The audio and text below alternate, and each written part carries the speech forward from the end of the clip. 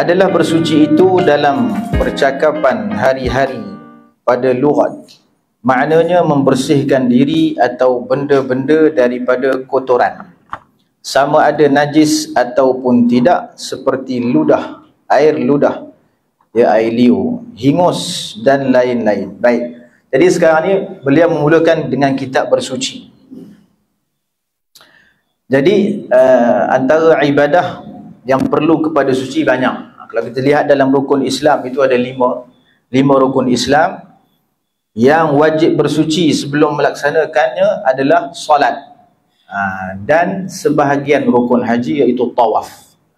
Sebahagian rukun haji iaitu tawaf. Adapun ibadah yang lain tidak perlu kepada suci. Hanya beberapa ibadah sahaja yang diperlukan kepada suci.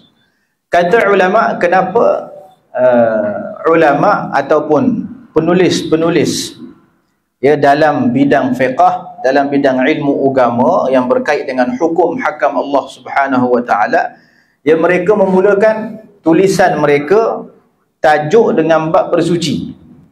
Kenapa dimulakan dengan bab bersuci? Kata ulama, sebab bersuci ini adalah tabiat manusia. Suci ini, menyucikan diri daripada kotoran, adalah tabiat manusia, kebiasaan yang berlaku dalam kehidupan seharian. Mereka ni sebelum melakukan sesuatu mesti mereka dahulukan kebersihan diri ataupun kekemasan. Tak kira lah nak pergi mana-mana pun, nak pergi shopping ke, nak pergi majlis ilmu ke, nak pergi berjalan-jalan, mesti dia kemaskan diri dia dulu. Dia bersuci, kencing dulu, buang air besar dulu, ya, mandi dulu, sucikan diri dia. Disebabkan itu maka syariat, ulama meletakkan bab suci ni di awal-awal tajuk. Dia supaya kena dan serasi dengan tabiat manusia. Menunjukkan bahawasanya suci ini bukan sekadar tabiat manusia, jadi adalah hukum daripada Allah Subhanahu wa taala, ya, untuk melaksanakan ibadah tertentu. Jadi suci ni daripada ajaran Islam, bukan setakat tabiat manusia. Ya. Baik. Adalah bersuci. Jadi suci ni dari segi bahasa Arabnya, kalau orang Arab kata suci ni apa maksud dia? Sucikan diri awak, maksud dia apa? Membersihkan diri ataupun benda-benda lain. Ya, diri kita bersihkan. Ni kita bercakap bab zahir lah. Ya, kita bercakap bab zahir. Tapi yang dimaksudkan di sini secara am. Jadi kita sucikan diri kita zahirnya ataupun batin, ataupun kita sucikan benda-benda yang lain yang terkena najis, itu namanya suci lah. Itu namanya suci dari segi bahasa, pertuturan seharian. Tapi kalau kita rujuk kalimah bersuci ini dari sudut makna yang dimaksudkan oleh syarak, maka makna dia berlainan. Dan maknanya pada syarak iaitu menghilangkan halangan beribadat dengan sebab ada hadas ataupun ada najis, dan menghilangkan halangan memakan sesuatu benda dengan sebab kena najis. Okey, baik. Dari sudut syarak, suci ini membawa makna dia menghilangkan halangan untuk melakukan ibadah. Seperti mana sedia maklum, sebahagian ibadah perlu kepada bersuci. Sebab apa? Sebab nak menghilangkan halangan. Jadi kalau kita nak buat sebahagian ibadat seperti salat ataupun kita nak tawaf di Mekah Al-Mukarramah tu, ya, kalau ada halangan kita tak boleh salat. Halangan ni erti dia hadas, ya, ataupun najis. Kalau kita ada halangan tak boleh kita tawaf. Maksudnya kalau kita berhadas tak boleh tawaf, ataupun najis baju tak boleh tawaf. Untuk menghilangkan hadas ini, iaitu dikira sebagai satu halangan, untuk nak menghilangkan najis ini sebab dikira sebagai satu halangan, perbuatan menghilangkan itu, itu dinamakan suci. Cuma kita nak hilangkan bukan kita tiup, hilang hadas tu, bukan. Ya, tapi dengan cara tertentu yang diajar oleh syarak. Baik itu dari segi ibadah ataupun dari segi bukan ibadah. Contoh, ada najis di makanan. Ya, maklum dalam agama Islam haram kita makan makanan yang bernajis. sama ada dia tu najis mughallazah ataupun mukhaffafah ataupun mutawassithah. Tak boleh kita makan walaupun najis tu telah dihapuskan dalam makanan sehingga tak berbau apa ataupun tak dirasai. Ya, makan hukum dia haram. Sebab apa-apa makanan yang ada najis hukum dia haram makan. Kalau kita yakin, kalau tak yakin tak ada masalah. Baik.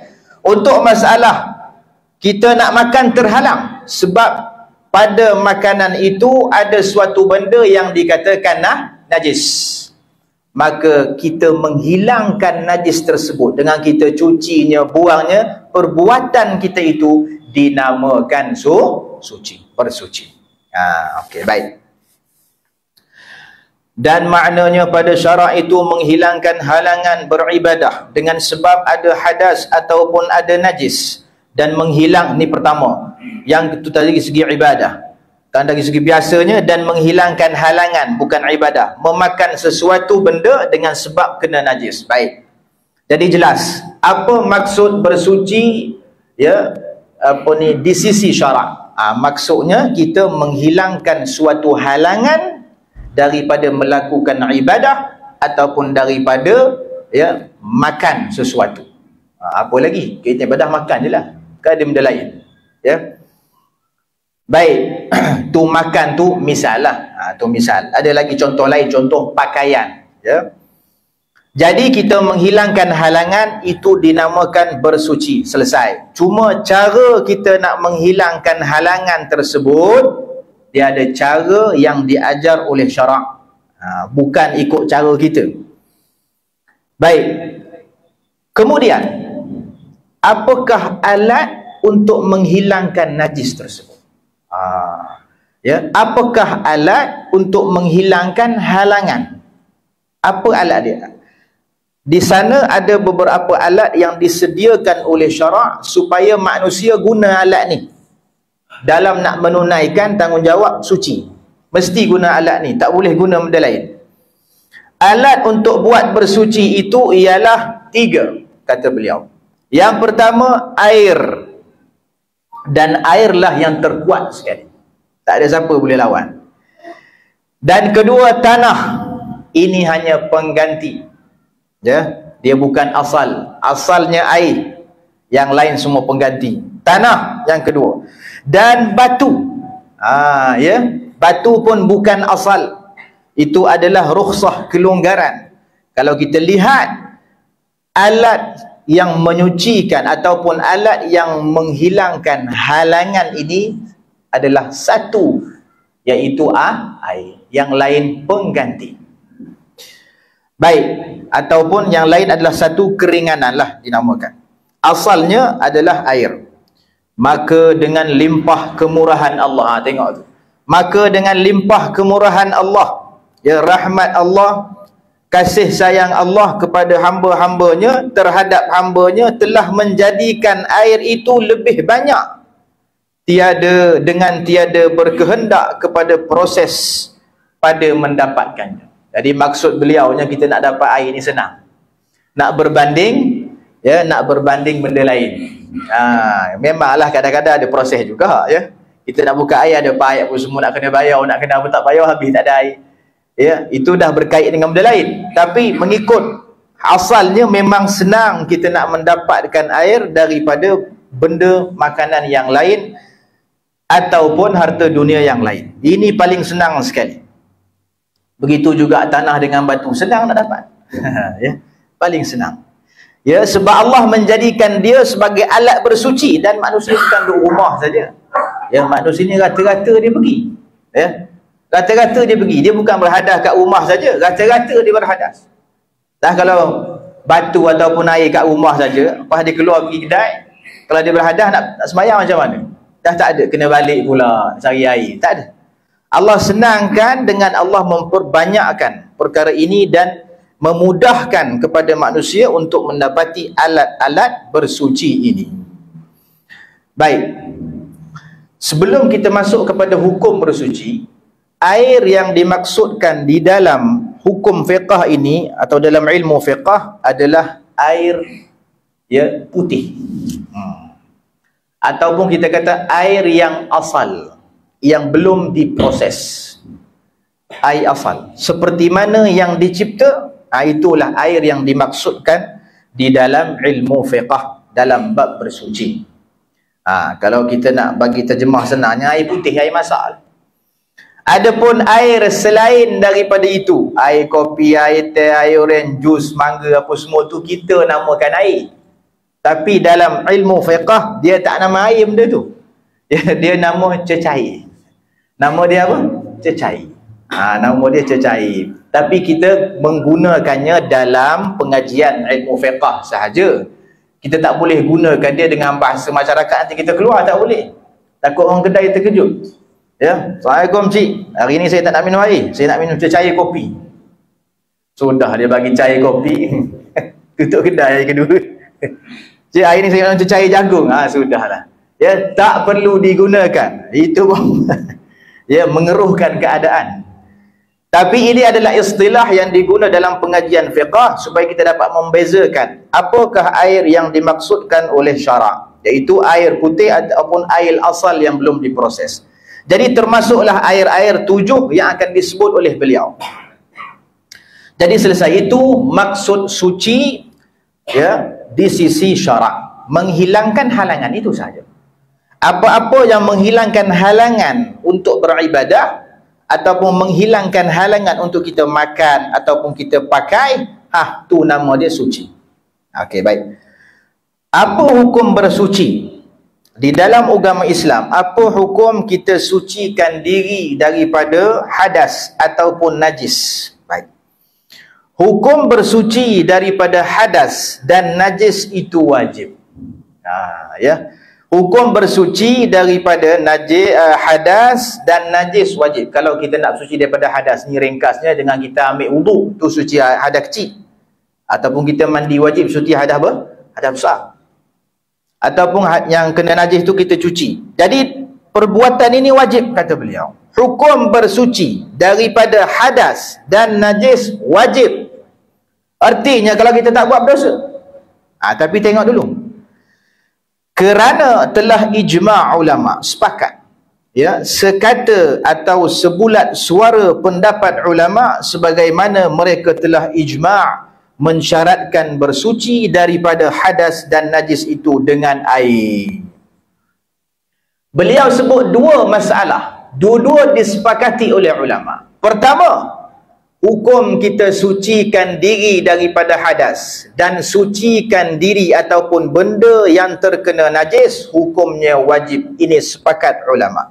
Ya, sepakat ulama. Yang pertama. Masalah yang kedua, sepakat ulama juga bahawasanya untuk kita nak mensucikan diri daripada hadas ataupun daripada najis, sepakat ulama tak boleh guna benda melainkan dengan air sahaja. Nak guna hanya dengan alat nama dia air. Itu sepakat ulama. Nanti datang pengganti itu lainlah, kalau tak ada air pengganti je tanah ataupun batu, tu masalah lain. Tapi sepakat tak guna air ke? Ada ulama kata boleh guna benda lain suci daripada hadis. Ya, sepakat. So maksudnya majoriti ulama. Dalam bab najis ini, dalam bab hadas memang sepakat sebulat kata 4 mazhab. Tapi dalam masalah sucikan ya najis, sucikan sesuatu benda, pakaian ataupun benda yang lain daripada najis menggunakan air, ya, itu pandangan majoriti ulama Islam. Yang disebut oleh ulama dalam mazhab al-Imam Abi Hanifah radhiyallahu anhu, ya, beliau berpandangan ya boleh berwuduk, ya, bersuci itu berwuduk, angkat hadas besar, hadas kecil itu boleh guna cecair. Boleh guna air oren, boleh guna air kopi, boleh guna air teh, tak masalah. Itu mazhab apa? Itu mazhab al-Imam Abu Hanifah radhiyallahu anhu. Ya, beliau ada dalil beliau tersendiri. Baik. Dan dalam basuh najis, dalam mazhab beliau, ya, berpandangan najis ini boleh juga menjadi suci dengan beberapa perkara selain air. Antaranya angin. antaranya panas api. Ya. Jadi kalau ada kencing di satu tempat, contoh ditilam, contoh. Jadi kita biarkan letak kipas. Kita hadapkan kipas kat tempat tu 2-3 hari, hilang bau kencing. Bau kencing pun hilang. Nak cuba rasa pun tak rasa dah. Ya, warna pun hilang kuat kipas ni. Ya, lepas tu dia kenakan pula dengan cahaya matahari dia. Dia susah payah pada air ada kat bilik air. Ya, nak katanya untuk masalah kedua, ya, sebulat kata ulama, melainkan mazhab al-Imam Abu Hanifah. Adapun hukum mengangkat hadas itu ataupun menyucikan daripada najis, ya, itu sepakat ulama. Baik, sebagai contoh, jadi kita pukul 9, pukul 10 pagi kita tengah kerja, tengah bersawah beladang, ya, tengah apa orang kata apa berehat, ya, tengah bersenam, tiba-tiba berhadas. Wajib kita balik rumah ambil wudu? Ke wajib kita cari air kat tempat gym, cari mana payah ambil wudu ni? Hukum bersuci wajib. Kalau tak buat dosa. Ya. Ataupun terkena najis tak cicak. Ya, tengah bersenam, tengah masak tu Allah tak cicak kena sini. Oh, cepat-cepat dia masuk bilik air pun basuh. Sebab wajib, kalau tak basuh dosa. Ya. Kata ulama, sebab ni kitab ringkas, ya. Ini adalah kitab yang ringkas. Benda ni mungkin dah ma'ruf. Ya, ketika beliau mengarang kitab ni dah banyak orang tahu dah benda tu.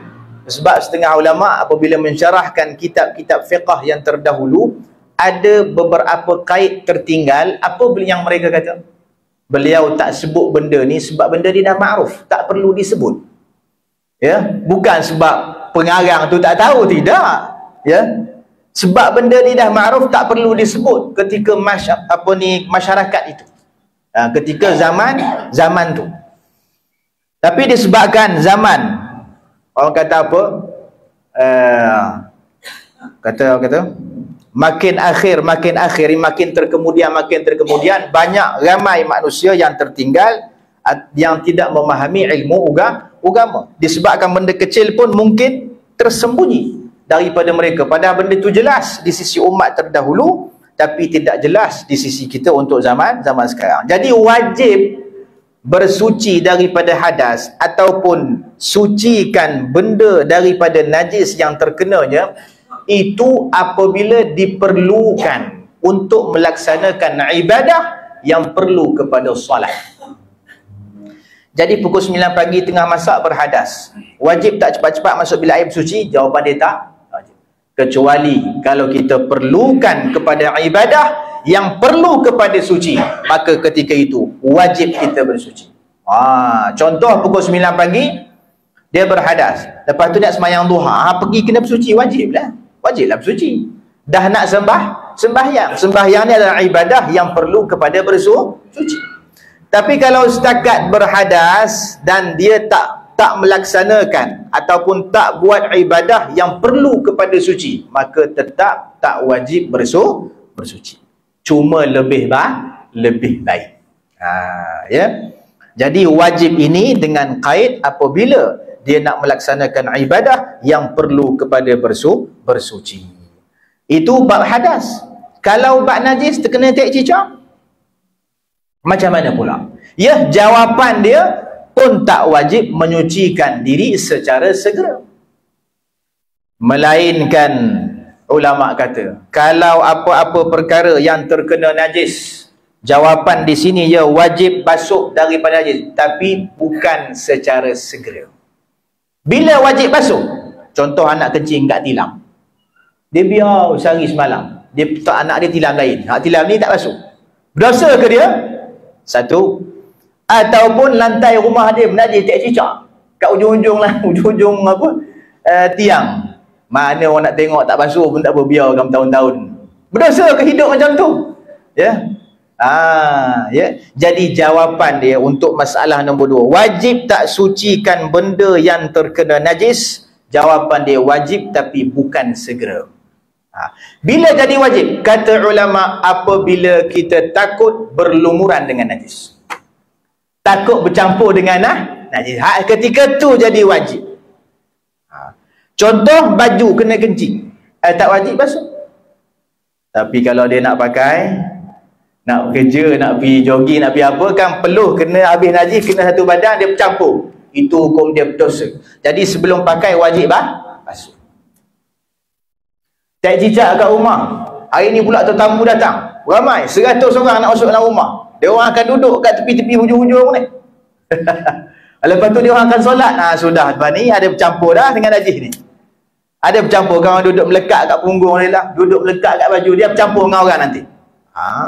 Jawapan dia ketika itu jadi wajib basuh najis. Tapi kalau tak ada, tak takut benda tu berlaku, maka tak wajib secara segera. Nanti-nanti ikut suka hati nak basuh bila. Ikut suka hati nak basuh bila. Baik.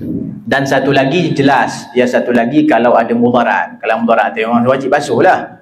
Ya. Baik. Selesai. Jadi di sini kesimpulan ni kita baca apa ni pada malam ni ada dua. Yang pertama, ta'rif, definisi suci yang dibawa oleh syarak tu apa maksud dia. Dan yang kedua, alat untuk bersuci. Yang ketiganya, hukum bersuci. Tiga benda ni.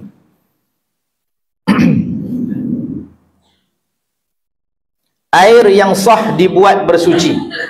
Baik. Jadi beliau kata satu-satunya alat untuk kita buat bersuci air. Tapi air yang bagaimana yang sah untuk kita buat suci? Ini pembahagian air ni banyaklah. Beliau akan jelaskan, membahagi-bahagikan banyak. Baik.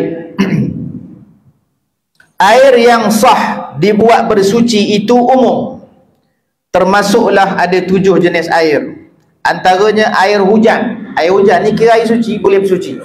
Air yang asli, memang turun macam tu dah. Ya, embun. Air embun yang ada di daun-daunan. Laut, boleh buat bersuci. Tengah-tengah mandi syok masuk waktu asar, ambil je wuduk kat situ. Walaupun ramai orang mandi, dia kata ramai mandi, dia kata 2 bas mandi kat sini. Boleh ke saya berwuduk? Takut ada orang kencing dalam laut. Orang kencing tu tak yakin, ya. Kita hanya orang kata mungkin benda tu berlaku, tapi tak yakin. Ambil je wuduk, panas-panas pun tak apa. Melainkan kalau kita yakin kena kencing tu tak boleh. Contoh dalam kolam, dalam kolam dia tengah mandi elok, lepas tu dia berasa kat kaki dia panas, tengok kawan dia kepala pun hilang masuk dalam air, kata ni buat kerja ni, dia tengah buat kerja. Dia kata buat benda ni, kencing dah. Tak boleh ambil kawasan tu, tak boleh lah ambil air kotor, pergi ambil kawasan lain. Ya.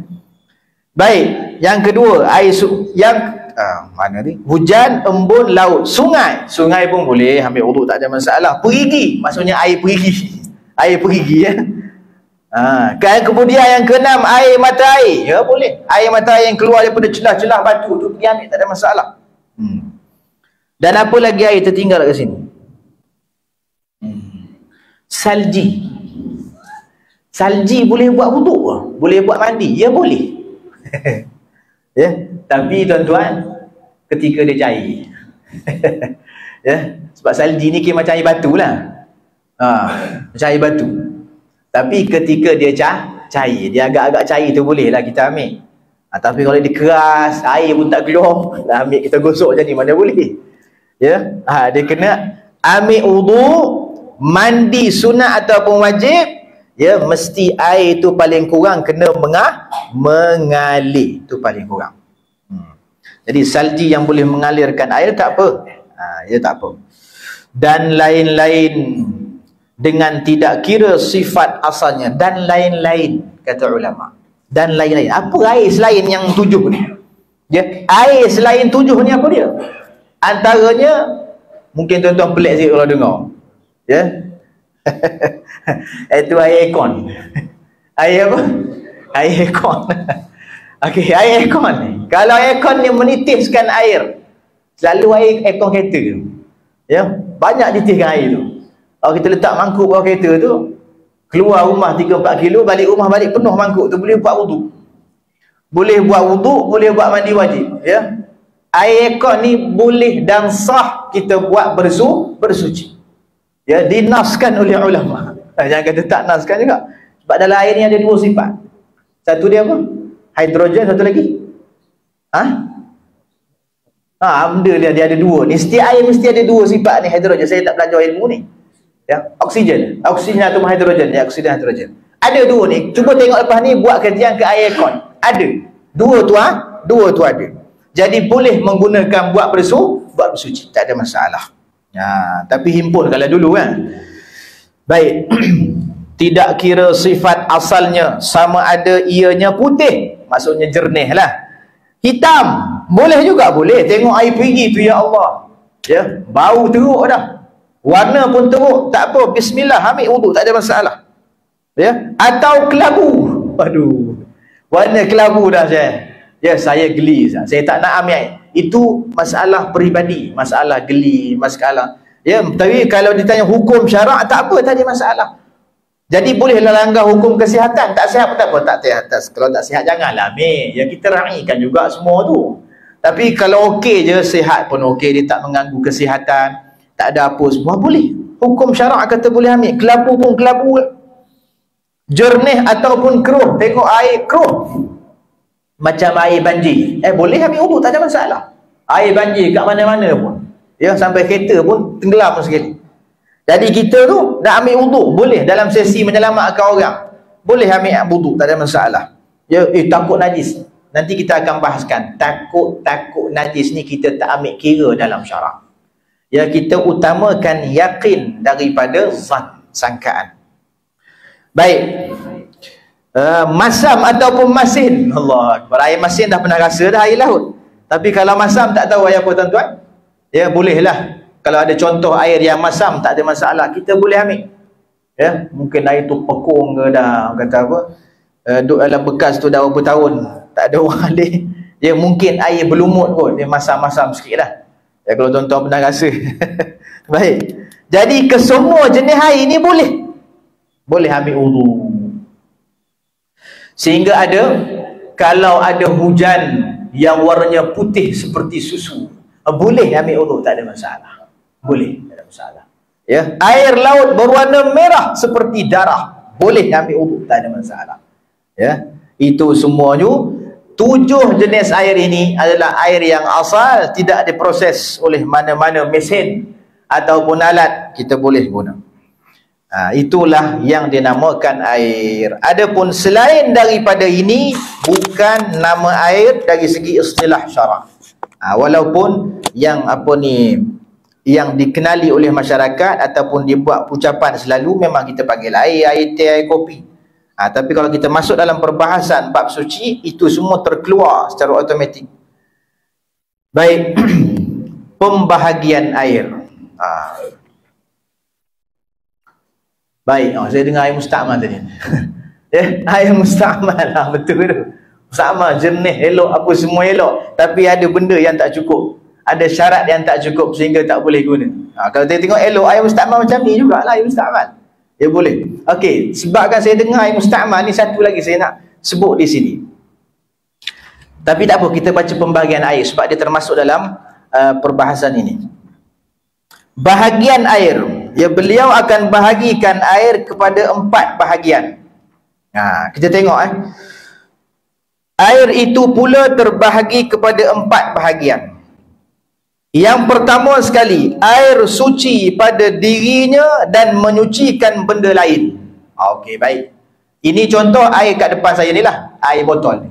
Ini adalah air suci dan dia boleh sucikan benda lain.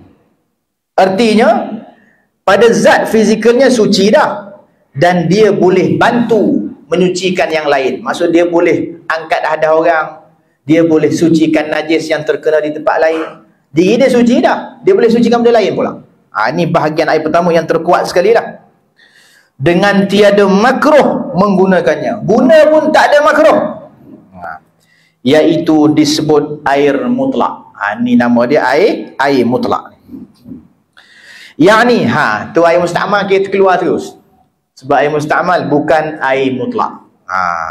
Ini namanya air mutlak yang kita baru sebut 7 tadi. Semuanya nama air mutlak. Warna hitam ke, warna kelabu ke, keruh ke, masam masin, semua tu air mutlak belaka.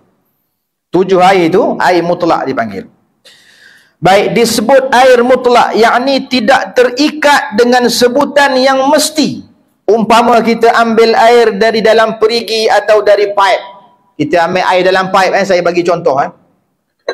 Saya seorang-seorang dalam bilik air, ambil air dalam paip, saya keluar bilik air, saya pergi tunjuk 50 orang. Ni air apa? Air putih. Ni air apa? Putih, air putih. Orang semua akan sebut tanpa ada kait air putih yang dia sebut. Dia tak sebut kait yang mesti. Dia tak sebut. Maka itu petanda air mutlak. Ataupun air dalam perigi sama. Air laut saya ambil pun sama juga. Semua orang akan sebut, oh ni air. Air ke ataupun air putih dia akan sebut. Dia tak sebut sandaran yang mesti, dia tak sebut. Tapi kalau dia sebut sandaran yang mesti, terus air itu daripada mutlak keluar daripada air mutlak. Tengok dia akan bahagikan nanti. Umpama kita ambil air dari dalam perigi atau dari paip, kita boleh sebut air sahaja dengan tidak payah disebut air perigi ataupun air paip. Boleh? Kita ambil air. Ni air apa ni? Air. Awak kena sebut air perigi. Boleh sebut air saja. Tak payah. Sebut air pun okey dah. Ini air laut. Kena sebut air laut. Tak, sebut air pun okey dah. Air sungai. Sebut air pun okey. Kerana air itu tidak terikat dengan perkataan perigi ataupun paip. Tak terikat. Air tak terikat dengan perkataan perigi ataupun paip. Orang terus faham itu air sahaja. Baik. Jadi jelas, itu air mutlak. Itu petanda air mutlak. Apabila kita dedahkan kepada orang, semua orang akan sebut air sahaja pun dah sah. Dah betul dia punya ucapan.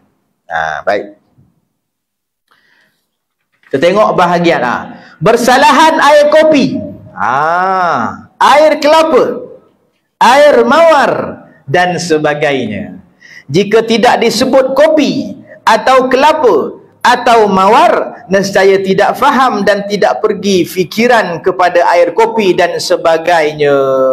Air ini tidak termasuk dalam golongan air yang mutlak, bahkan termasuk dalam golongan air yang suci pada dirinya, tidak menyucikan benda yang lain. Itu bezanya tuan-tuan. Air kopi air kopi. Kalau orang sebut air saja memang confirm salah. Ini apa ni? Air ya. Salah ni saya. Dia ada nama yang mesti anda sebut. Ya, kalau tak sebut tak puas hati. Ya, orang tak akan faham. Ini adalah air. Oh, ni air kopi. Tak, jangan sebut kopi. Air je. Air pulek jadi. Sebab kait itu mesti disebut air kopi. Ataupun kita dedahkan kepada orang, mesti orang kata sebut perkataan nombor 2. Air kopi. Ni. Air kelapa. Ni. Air. Mesti dua perkataan ni berhimpun supaya makna jelas. Tapi kalau yang tadi tak perlu pun sebut perkataan yang kedua, cukup air pun orang dah faham dah. Dah betul dah, orang tak pelik dan tak tanya. Ya. Jadi air mutlak tuan-tuan adalah air yang mana tidak terikat dengan perkataan nombor 2 secara mesti, tidak. Kalau nak sebut, tak nak sebut tak apa. Ya. Ini pergi kedai tempah. Cik, order. Air 1, roti canai 1. Baik. Dia bawa air masak. Cik, saya nak air kopi. Sebut air kopi. Kena hentak balik. Pun keluar balik. Sebutlah air kopi. Baru orang faham. Ya, dia kata tak belajar ke kitab Bidaman Penuntut semalam? Kata la ilaha illallah. Orang tak faham je. Orang tak faham. Kalau nak air sesuatu yang ada kait mesti, kena sebut. Benar. Kalau tak, orang tak faham. Ya. Orang tak faham. Baik. Okey, jelas. Yang kedua, pembahagian air. Air suci pada dirinya dan menyucikan benda yang lain, tetapi penggunaan dia makruh, tuan-tuan. Oh, air apa ni? Tetapi makruh menggunakannya pada badan orang yang ditakuti kena sakit sopak, atau bertambah kuat sopaknya, atau jadi kekal sopaknya. Baik. Air musyammas. Ya, iaitu air yang terjemur atau dipanaskan dengan cahaya matahari, keadaannya dalam bekas yang boleh berkarat seperti besi. Di negeri panas, air ini air yang makruh digunakan. Tuan-tuan, pembahagian nombor 2 ni, air itu suci pada fizikalnya dan boleh mengangkat hadas orang lain dan boleh sucikan najis, tapi masalahnya guna makruh. Tapi beliau sebut beberapa syarat untuk guna tu jadi makruh. Kalau tak ada syarat tu, guna musyammah pun tak makruh. Tengok syarat-syarat yang beliau sebut. Ya. Menggunakannya pada badan orang yang ditakuti kena sakit sopak. Ya. Badan orang kalau kena guna air musyammas ni memang kena sopak. Memang ditakuti kena penyakit sopak. Seperti binatang kuda. Kuda kalau kita guna air musyammas ni akan jadi sopak juga kat kulit dia. Ya. Jadi itu pertama, guna pada badan. Itu syarat. Kalau kita guna air musyammas untuk basuh baju dalam bilik air ataupun dalam mesin, kita dak spell di air musyammas, boom, basuh baju, makruh ke tak? Tak makruh. Sebab syarat jadi makruh guna musyammas ni guna kat badan, anggota badan. Ulama kata sama ada orang tu masih hidup ataupun telah meninggal dunia. Jangan mandikan jenazah dengan air musyammas, makruh tuan-tuan. Ya, kalau terlampau panas dia sakit, kita dosa. Baik, tak boleh cakap. Kalau dia cakap habis, tak habis mandi nanti.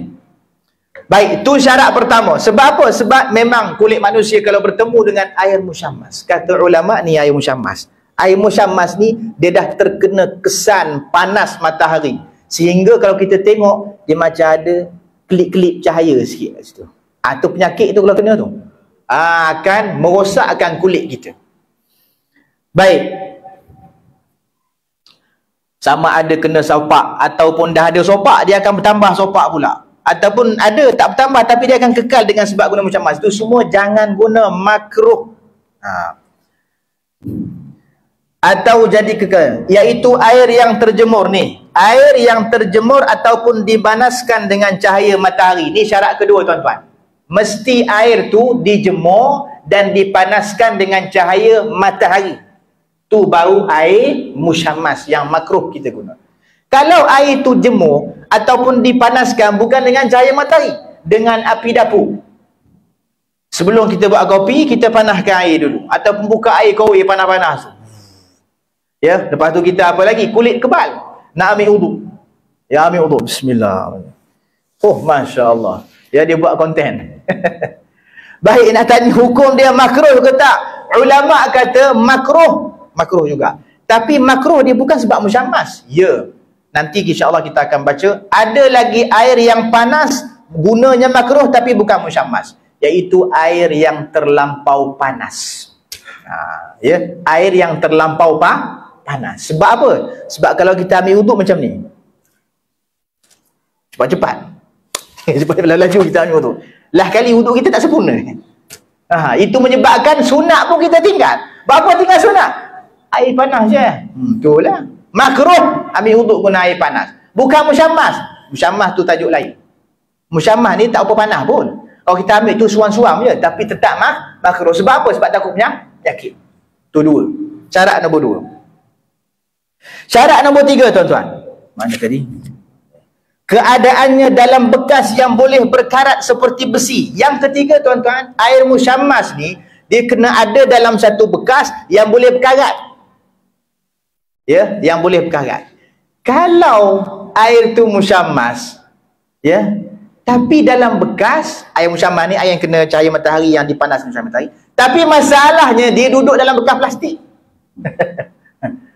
Ataupun dia duduk dalam bekas kita kata bekas yang dibuat daripada emas dan perak yang tak boleh berkarat. Ya. Jawapan dia ni walaupun nama musyammas, guna tak makruh. Sebab tak ada penyakit tu. Dia tak ada. Sebab penyakit sopak ni dalam air tu cahaya-cahaya kecil-kecil tu dia akan naik apabila dia bertemu dengan besi yang boleh berkarat. Dia akan menghasilkan benda-benda tu yang boleh buat penyakit manusia. Sopak. Itu sebab dalam plastik ataupun dalam bekas seperti emas dan perak, itu tak ada penyakit tu naik. Jadi tak makruh. Nama tetap musyammas, tapi tak makruh. 3 syarat. Jadi kalau tuan-tuan kat dalam bilik air tu dia buka tingkap waktu pagi pukul 9 sampai pukul 11 tu memang cahaya matahari dia sambar dekat kolam tu. Ya, kolam tu dibuat daripada mana? Buat daripada ni. Apa ni? Apa itulah. Simen lah. Simen tak berkarat kan. Ataupun dibuat daripada plastik. Sambar 3 jam. Panas air tu. Panas sungguh. Ya, lepas tu dia biar suam-suam, dia pun nak ambil wuduk. Boleh ke? Jawapan dia boleh, tak makruh. Oh, air musyammas. Memang air musyammas, cuma syarat ketiga tak ada. Apa syarat ketiga? Dia bukan dalam bekas besi pun. Dia dalam bekas plastik ataupun simen. Okey, jelas. 3 syarat untuk makruh. Yang keempat, yang di negeri panas. Syarat air itu duduk di kawasan panas. Itu maksud beliau. Duduk di kawasan yang panas. Memang kawasan tu dalam setahun banyak panas daripada sederhana ataupun sejuk. Ya. Kawasan tu, walaupun negeri tu negeri tak panas tak sejuk seperti Malaysia, tak panas tak sejuk, tapi ada beberapa tempat, ya, negara Malaysia tak panas tak sejuk, tapi ada beberapa tempat yang mana kawasan tu memang daiman sentiasa panas. Air yang dalam kawasan itu siapa-siapa menggunanya jadi makruh. Tapi kalau contoh macam kampung apa ni, apa nama? Cing. Kampung Cing lama. Ya. Rasa tak adalah panas ataupun sejuk sangat. Dia biasa-biasa je kan. Jadi orang kampung ni, yang kolam yang ada dalam rumah tu, walaupun dibuat daripada besi, tak makruh guna. Sebab apa? Sebab kawasan ni bukan kawasan panas. Dia kadang-kadang panas, kadang sejuk, kadang sedang. Dia nak kawasan yang panas dalam setahun tu, panas lebih banyak. Cuaca panas lebih banyak. Ini jarang kat Malaysia. Itu sebab kat Malaysia nak kata air makruh ni jarang-jarang.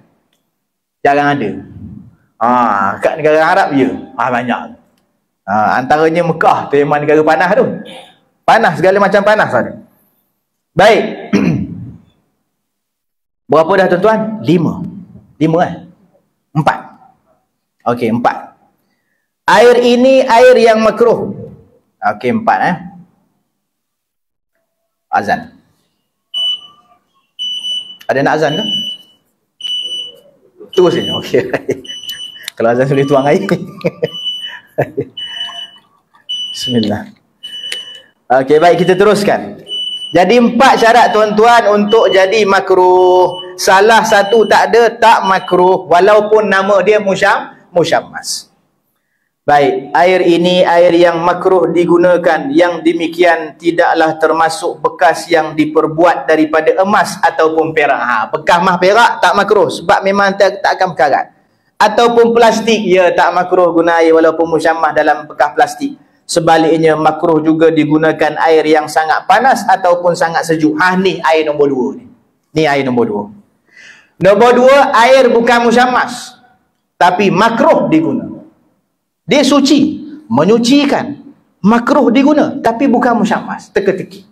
Iaitu air yang bersangatan panas dan bersangatan sejuk.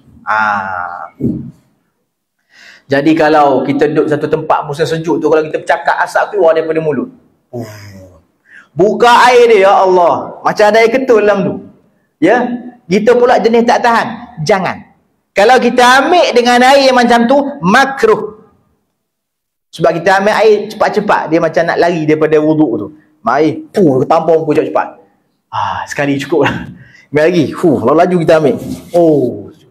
Menyebabkan kita ada tinggal sunnah. Menyebabkan tak khusyuk, tak ingat tu hadas dalam wuduk. Habis semua hilang. Yang kita ingat, nak habis wuduk cepat-cepat.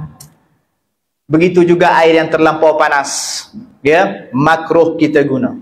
Jadi tuan-tuan, air yang makruh diguna tetap suci pada dirinya dan menyucikan benda lain ada 2. Satu, air musyammas yang cukup syarat, iaitu 4. Satu lagi, air yang bersangatan panas ataupun bersangatan sejuk. Okay, kita baca sikit lagi tuan-tuan. Baik, cuma saya nak tambah syarat bagi air musyammas tu. Syarat nombor 5, iaitu apabila air itu minta maaf, syarat nombor 5, kalau ada air pengganti musyammas. Tapi kalau sampai satu tahap tak ada air kat rumah dia melainkan air musyammas yang cukup syarat 4, dia nak guna kata air makruh ni, kena tayamum. Tuan-tuan, tak boleh tayamum. Tak kalau kita guna makruh. Ini syarat nombor 5.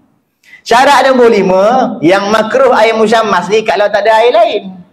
Kalau ada air lain boleh ganti, pergi air suruh dekat rumah ke ataupun air di sepepak lain. Kalau dah tak ada air langsung melainkan tanah je ada selepas air ni, hukumnya, jawapannya, guna sahaja air itu dan tidak makruh. Guna air itu patut berdoa banyak-banyak lah supaya tak kena penyakit sopak. Ya, doa tak kena penyakit sopak, insya-Allah.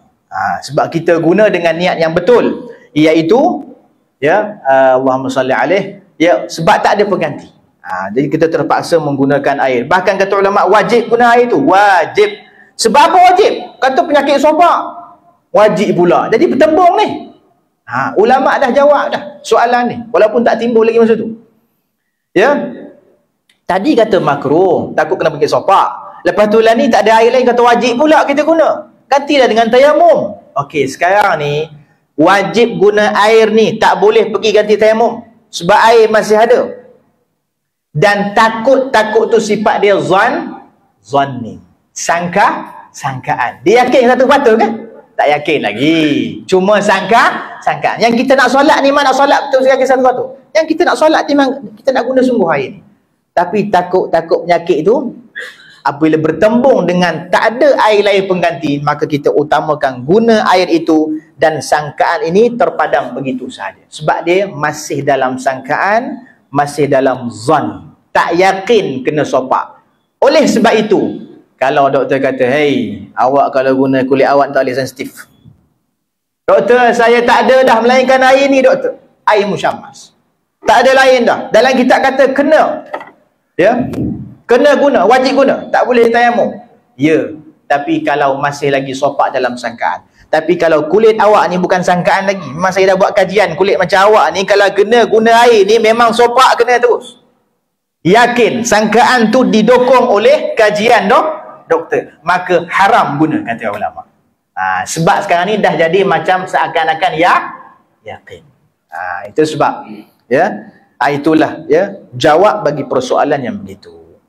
Jadi nak sambung rasa macam dah panjang lagi ya. Jadi rasa cukup dua tu kot. Untuk malam ni kita baca dua dululah. Dua dulu.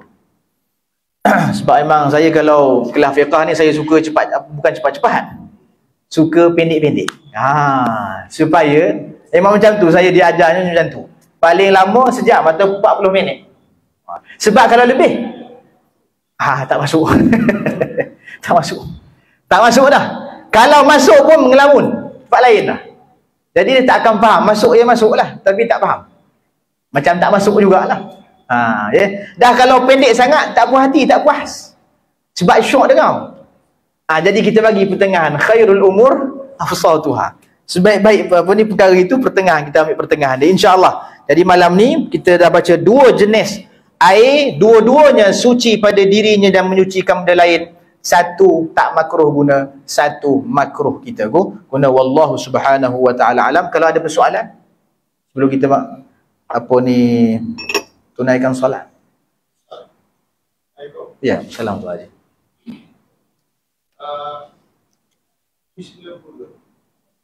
Dia ada air new water. New, ya. Yang diproses. Ya. Ya. Ya. Baik, dia campur dengan air logi, semua campur kan. Baik, masalah ni memang dah telah disebut semasa memang pengajian dulu. Masalah air new water nama dia, new water. Air dia air logi, dia bercampur dengan najis. Hujan masuk logi tu, dia cuar sebelah dengan air sirap masuk dalam tu. Tak tahulah air sirap masuk ke tak, tapi maksudnya air bercampur lah. Dan diproses keluar tu, Masya Allah, elok bukan main. Tapi botol bentuk putih. Tak takut dia punya penutup dia putih kot. Ya. Ini air yang diproses. Okey, baik. Apa hukum dia? Ulama dah buat kajian. Bukan kajian baru, dalam kitab dah sebut dah. Ya, air yang diproses ya. Pertama sekali, air new water ni dipanggil air yang terkena najis ke air najis? Tu satu. Panggil air apa? Air yang terkena najis, betul? Air yang terkena najis. Bukan air najis. Kalau air najis ni, contoh kencing. Itu kalau proses, 1000 lapis proses pun tak akan jadi suci. Sebab dia memang air najis sungguh. Kata Allah, ustaz, dulu air masak, lepas tu masuk perut jadi air kencing. Jangan buat layak buruk. Itulah yang buruk kata dia. Ya, tak kita tengok pada apabila dia keluar tu. Gitu. Dan yang kedua, air new water ni dia air suci, cuma jadi najis. Okey, air suci yang dah terkena najis, dia boleh diproses untuk menjadi suci sekali lagi. Boleh. Ya, dalam kitab sebut beberapa cara. Ni antara cara yang diambil daripada ibarat kitab, iaitu diproses sehingga keluar tu jadi macam ni. Kita cuba tuang dalam cawan dan bismillah, cuba rasa, bismillah. Saya tak rasa tahi kencing, tak rasa. Yang kedua, tak ada pun bau tahi kencing. Dan yang ketiga, warna elok. Jadi air new water tu air suci. Air suci. InsyaAllah kita akan belajar. Air putih yang dah terkena najis boleh diproses jadi suci sekali lagi. 100%. Tapi mungkin ada orang geli jugalah. Itu masalah geli, masalah peribadi lah. Minta maaf. Ya, tengok betul ni air new water, minta maaf, tak beli lah. Tapi bukan sebab tak beli, sebab dia najis, tidak. Sebab tak kena dengan kita punya sifat lah. Begitu. Nabi SAW pernah suatu ketika tolak sahabat jamu kepada baginda Bob. Apa Bob? Biawak. Biawak. Tapi dia ada jenis biawak dia. Nabi SAW tak makan. Tak makan. Allah tolak. Lepas tu tapi Nabi apabila melihat para sahabat yang makan, Nabi tak halang. Ya. Jadi Nabi tolak tu bukan sebab haram, tak halal. Sebab tak kena dengan, ya, orang kata cita rasa Nabi SAW. Begitu jugalah dibuat dengan setengah ulama. Ya. Setengah ulama dibuat, mungkin masalah ni masalah kontroversi ke apa, Allahu a'lam dah. Dibuat setengah ulama. Ya. Jadi dalam pengajian tu biasalah, di tempat tu dalam pengajian tu hadir ulama yang tak biasa isap rokok. Ya. Baik. Jadi dalam majlis tu diagihkan. Ya, diagihkan sampai kat dia tengok, kan kalau aku tak terima orang kecil hati. Ni orang kampung dia tak faham ni, kan aku tertolak dia tak hadir pengajian aku nanti. Ya, lepas tu apa jawapan yang keluar daripada mulut ulama ni? Dia bagi jawapan yang orang semua selesa. Ya, dia tak bagi jawapan, "Woi, haram. Woi, makruh." Habis, minggu kedua tak habis dah. Seorang pun tak ada majlis dia. Tapi nak dia layan. Kata, "Oh, minta maaf. Saya tak biasa." Saya tak biasa. Dia teringat apa? Dia teringat kisah Nabi tadi. "Oh, minta maaf, saya tak biasa. Fa inni lam ajidhu fi ardi qaumi." Aku tak pernah jumpa kat tempat aku benda ni. Aku tak selesa. Padahal jumpa banyak kali dah. Jadi nak jawab tu biar orang rasa selesa. Sebab ada maslahat. Kalau tempat tak ada maslahat, bagi pun hukum macam tu je. Tapi kalau ada maslahat, kita jawab gitulah. InsyaAllah. Baik. Wallahu subhanahu wa ta'ala alam. Mudah-mudahan perhimpunan kita diberkati Allah subhanahu wa ta'ala, diberi taufik dan inayah untuk kita amal dan akan faham. Ya, faham secara betul insyaAllah, dan kita sampaikan kepada mereka yang tiada insyaAllah. Kita sudahi majlis dengan tasbih kafarah dan surat al-asr. Subhanakallahumma bihamdika asyhadu an la ilaha illa anta astaghfiruka wa atubu ilaik. Bismillahirrahmanirrahim. Wal 'asr innal insana lafi khusr illa alladhina amanu wa 'amilus salihati wa tawassaw bil haqq wa tawassaw bis sabr. Bismillahirrahmanirrahim. Alhamdulillahirabbil alamin wassalatu wassalamu ala asyrafil anbiya'i wal mursalin wa ala alihi wa sahbihi ajma'in. Allahumma arzuqna min al-qawli awfaraha wa min al-a'mali azkaha wa min al-adhani asfaha wa min al-akhlaqi atyabaha wa min al-arzaqi ajzalaha wa min al-'afiyati akmalaha wa min ad-dunya khairaha ومن الآخرة نعيمها برحمتك يا أرحم الراحمين. اللهم فقهنا في الدين. وصلى الله على سيدنا محمد وعلى آله وصحبه وسلم. الحمد لله رب العالمين. السلام عليكم ورحمة الله وبركاته.